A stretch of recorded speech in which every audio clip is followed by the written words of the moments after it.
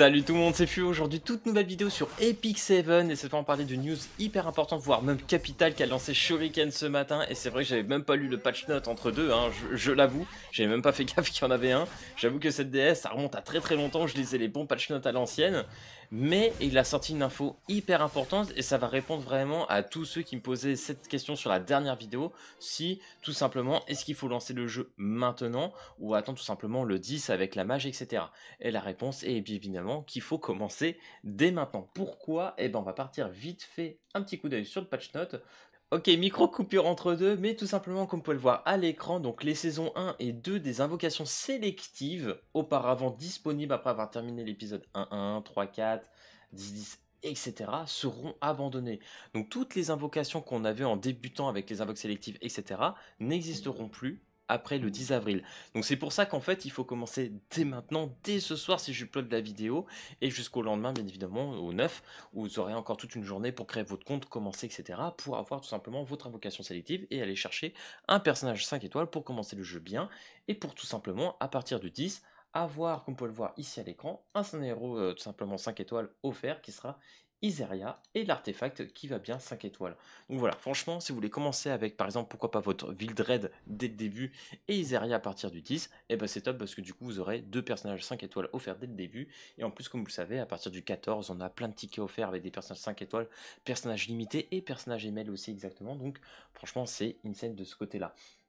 Donc on va revenir sur le jeu, vite fait. Donc on peut le voir, un niveau progression, ça y est, on commence à avancer, on s'approche bien évidemment du level 60. Donc pourquoi je vous parle du Vildred? C'est tout simplement que c'est le personnage conseillé qu'on vous dit au tout début d'invoquer un vraiment personnage sélectif que vous avez sur la saison 1 directement. C'est ce personnage à aller chercher, c'est le personnage PvE qui va vous torcher entre guillemets toute l'aventure. Personnellement je suis sur la partie Eureka chapitre 3 et il marche encore très bien. Le Vildred tourne tranquillement, il roucoule sur le mode de jeu, franchement c'est génial. Pour le PvE, même pour certaines chasses, etc. Il reste très bien, c'est un très bon personnage, donc n'hésitez pas à le chercher. Je crois que Shuriken parlait d'un autre personnage comme Ravi et Destina, etc. Mais je crois vraiment le personnage phare à aller chercher, c'est Vildred. Après, pour la partie saison 2 des invocations, que je pense que personne n'ira jusque là, mais en gros, il y a Morté aussi qui est très intéressant à aller chercher, et Polity, je crois, qui est très bien aussi pour le PVP.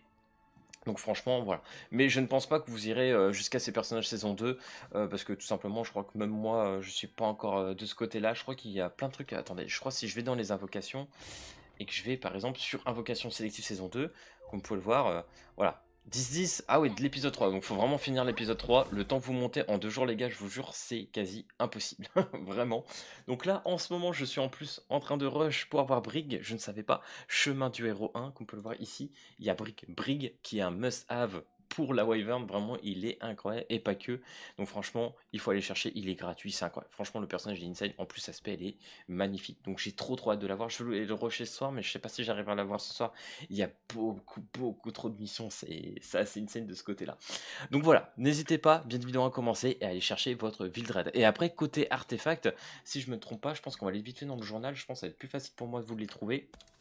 Donc, par exemple, en 4 étoiles qui sont assez faciles, que tu auras normalement dans les invocations et qui devraient tomber assez facilement. On a le Tej L.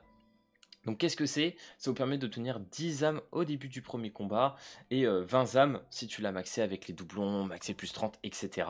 Et pourquoi le Tadgel est cool? En fait, vous allez le voir, c'est ici, hein, pour ceux qui l'ont peut-être pas vu. C'est tout simplement que ça vous permettra d'invoquer le boss ici présent. Comme vous pouvez le voir, il me reste 28 âmes pour invoquer le petit renard. Donc lui, je crois au maximum, ça doit être 30 ou 35, un truc comme ça. Donc si tu as 20 âmes dès le début, je peux claquer le boss en fait quasiment tout le temps. Donc c'est super intéressant d'avoir le TGL pour commencer, franchement, en termes de débutant. Moi, je trouve c'est super cool. Donc, moi, j'ai réussi à l'avoir, hein, je l'ai maxé full doublon, etc. Il n'est pas encore plus 30, mais le TGL avance. Ensuite, on a un autre artefact qui a été conseillé par Shuriken, je crois que c'est Orius. Donc, si je vais ici, hop, dans les 4 étoiles, le Orius doit être pas très loin, c'est un bouclier. Bon, en fait, c'est tout simplement un item pour les chevaliers. Je ne le vois pas, mais peut-être que vous le voyez. Normalement, moi, il est dans ma box, hein, je pense que je vais peut-être le trouver plus facilement comme ça. Ce n'est pas celui-là, ça doit être plutôt celui-là. perdu. Où est-il? Reviens mon ami. Il est là, Orius. Donc voilà, tout simplement parce que ça vous permet d'augmenter la défense de tous les alliés de 10% et reçoit 10% de dégâts subis par tous les alliés à leur place. Cet effet n'est pas cumulable avec la et au max 20%, etc. Enfin franchement, en termes de défense et tankiness, c'est un excellent artefact. Je crois que je l'ai 2-3 pour l'instant en doublon.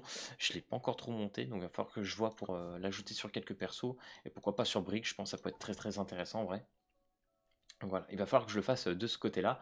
Donc c'est à peu près tout, entre guillemets, pour les artefacts et personnages à aller chercher. Donc oui, si vous n'avez tout simplement pas encore commencé votre compte, faites-le. Ça serait dommage de passer à côté d'un personnage qui peut vous être très utile pour le PVE et le contenu en général. Et voilà, d'avoir juste Isaria à partir du 10. Bon, bien évidemment, si vous n'avez pas votre build raid saison 1 saison 2 et que vous avez oublié ou vous n'avez pas vu encore cette vidéo à temps et que vous commencez seulement avec Isaria, c'est pas grave, ça vous empêchera pas de faire le contenu parce que comme vous le savez, à partir du 14, vous aurez tellement d'invocations de personnages 5 étoiles que vous pourrez passer autre de tout ça. On va dire c'est juste un peu de confort pour commencer, mais si vous pouvez faire clairement sans, c'est pas très grave. Donc voilà les gars, j'espère que cette petite vidéo, tout simplement annonce pour vous parler de tout ça, vous aura plu. Si c'est le cas, n'hésitez pas à lâcher le petit pouce bleu et à t'abonner. Et puis moi je te dis à plus à la prochaine vidéo. Allez, peace tout le monde!